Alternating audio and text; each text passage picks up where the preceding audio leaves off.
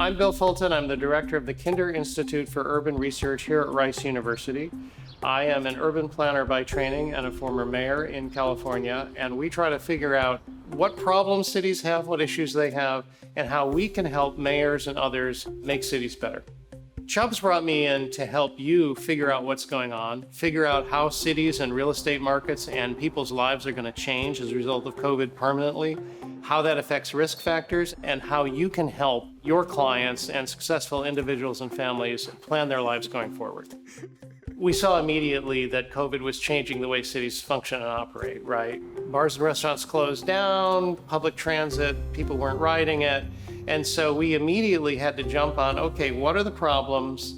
What's emerging? How are cities going to be different? And how can we help with that transition into the future? You've seen a desire to move out of the city, out of your small dwelling, into the suburbs, into a bigger house. So people who work at home, who can afford it, are moving to the suburbs and buying bigger houses. You decide to either buy a second home, you keep your first one, or you move to the edge of the metropolis to some high amenity second home location, right?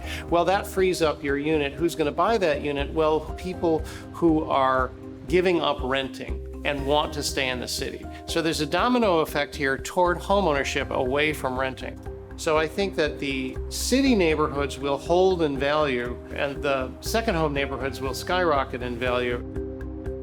It's impossible to tell yet how profound this flight from cities is going to be. It's not a flight from all cities, it's a flight from big, expensive coastal cities.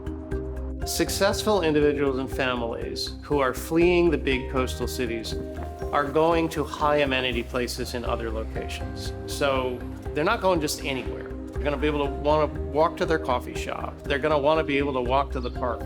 They're going to have more urban sensibilities that they're going to try to take with them to the suburbs. And so suburbs that are traditional, quaint, walkable, there's going to be a premium for those, and those are going to go through the roof.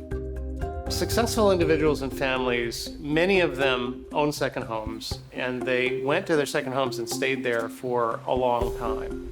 The other thing that happened was people who didn't own second homes started to buy them. And so we saw in vacation areas a huge spike in interest in real estate, and actually prices went up.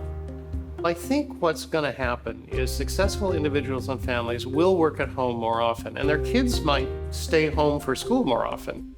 But I think in the long run what will happen is people will have bigger, nicer home offices. They will probably do their individual work in those home offices. And then when they need to go to a meeting, when they have to have a face-to-face meeting, they might do it on Zoom sometimes, but everybody misses that, right? So when you go to the office in the future, you're more likely to go less often for less time, but more intensely have meetings. And then the individual work you probably do at home. There's no point in driving your car 30 minutes to go sit in front of a computer in your office.